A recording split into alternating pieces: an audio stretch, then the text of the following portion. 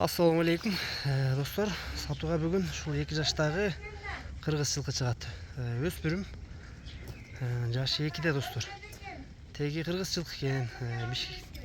Түйү Бишкектен келген экен. Миңге болгон бөмүшкө?